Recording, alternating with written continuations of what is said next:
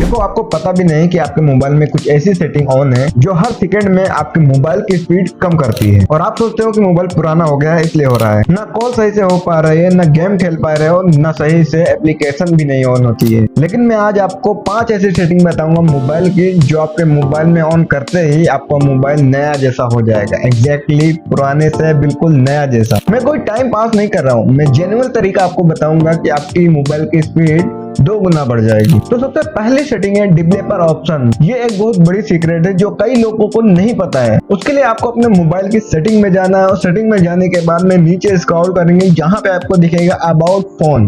यहाँ पे आप क्लिक करेंगे, क्लिक करने के बाद में यहाँ पे बिल्ड नंबर आपको दिखेगा। बिल्ड नंबर पर 7 या 8 बार ऐसे टैप करेंगे, उसके बाद आपका डेवलपर ऑप्शन है इनेबल हो जाएगा। अगर यहाँ पे आपको नहीं दिख रहा है तो आपको यहाँ पे सर्च बार में क्लिक करके यहाँ पे सर्च कर लेना है डेवलपर ऑप्शन। यहाँ पे जैसे ही सर्च करेंगे यहाँ पे डेवलपर ऑप्शन आ जाएगा, इस पे क्लिक करेंगे। क्लिक करने के बाद में अब यहाँ पे ध्यान से देखना कौन सी सेटिंग करनी है।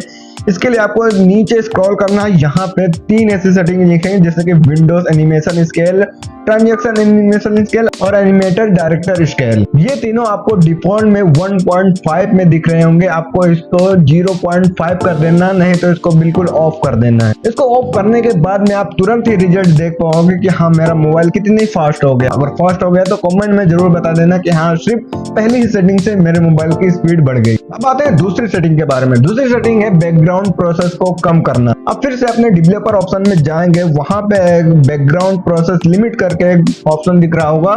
आप उस पर क्लिक करके यहाँ पे एटमोस्ट 4 प्रोसेस या 2 प्रोसेस कर देना ताकि आपका रैम बैकग्राउंड में ना यूज हो। बैकग्राउंड में एप्लीकेशन कम यूज होंगे तो आपका रैम भी कम होगा, तो इससे सीधा फायदा है कि आपका मोबाइल हैंग होना बंद हो जाएगा। अब आते हैं सेटिंग नंबर 3, यहाँ पे ऑटो साइंस ऑफ कर देना है। इसके लिए अपने मोबाइल की सेटिंग में जाना है और स्क्रॉल करेंगे तो यहाँ पे अकाउंट एंड साइंस का यूजर ऑफ अकाउंट दिखेगा, वहां पे इस पर क्लिक करेंगे।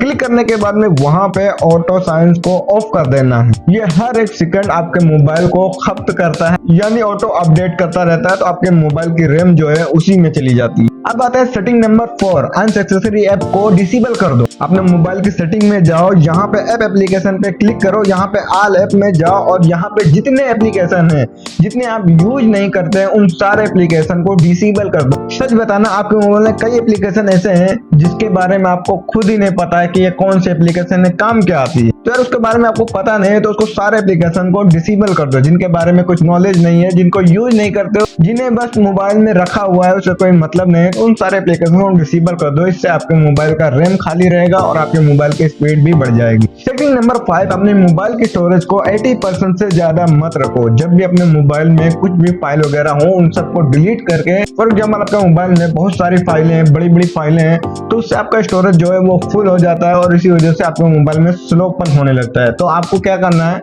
जब भी आप अपने मोबाइल में कोई फाइल वगैरह लो या कुछ भी करो, कुछ भी डाउनलोड करो, तो उसको बस उतना ही लिमिट में रखना। 80% से ऊपर ज्यादा ना होने देना, क्योंकि 80% से ऊपर होगा तो आपका मोबाइल लैग होगा ही, क्योंकि 80% से ज्यादा होने लगता है तो आप वो मोबाइल को पूरी तरह से हीट होने लगता है। तो इसलिए आपको स्टोरेज को 80% से कम ही रखना। जब भी आपको मोबाइल में कोई फाइल या किसी डाटा को डाउनलोड करना हो तो उसे 80% में ही रखना।